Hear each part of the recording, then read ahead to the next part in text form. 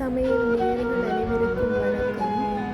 இன்றைக்கு நாங்கள் ஒரு புது ரெசிபியோடு வந்திருக்கிறோம். பெரியவர்கள் சிறியவர்கள் அனைவரும் விரும்பி சாப்பிடக்கூடிய சிக்கன் பாஸ்தா.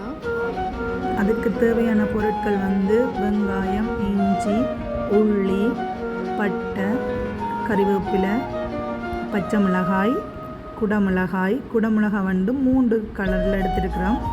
உருளைக்கிழங்கு, கேரட், தக்காளி பழம், மல்லி இலை கொஞ்சோண்டு எடுத்துருக்குறோம். பாஸ்தாவுக்கு தேவையான சிக்கனை எடுத்து நன்றாக கழுவி வச்சுருக்கிறோம்.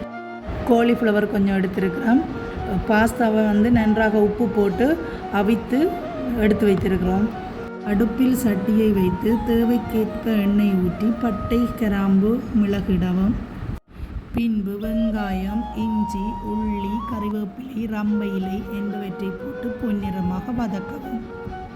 வெங்காயம் பொன்னிறமாக வந்ததும் தக்காளி சேர்க்கவும். தக்காளி நன்றாக வதங்கியதும் மஞ்சள் பொடி, மிளகாய் பொடி, கரம் மசாலா சேர்க்கவும். அதனுடன் வெட்டி வைத்திருந்த சிக்கனை அதனுடன் சேர்க்கவும். சிக்கன் அரைப்பதம் வெந்ததும் மரக்கறிகளை இட்டு நன்றாக கிளறி மூடி அவிய விடவும். சிக்கன் மரக்கறியும் நன்றாக அவிந்ததும் குடமிளகாயையும் மல்லி இலையை நன்றாக இட்டு கிளறவும். பின்பு அதனுடன் பாஸ்தாவையும் இட்டு அதனுடன் நன்றாக கிளறி இறக்கவும். ஓகே, இப்போ எங்களோட பாஸ்தா ரெடி ஆகிட்டு வாங்க எல்லாரும் சாப்பிடுவோம்.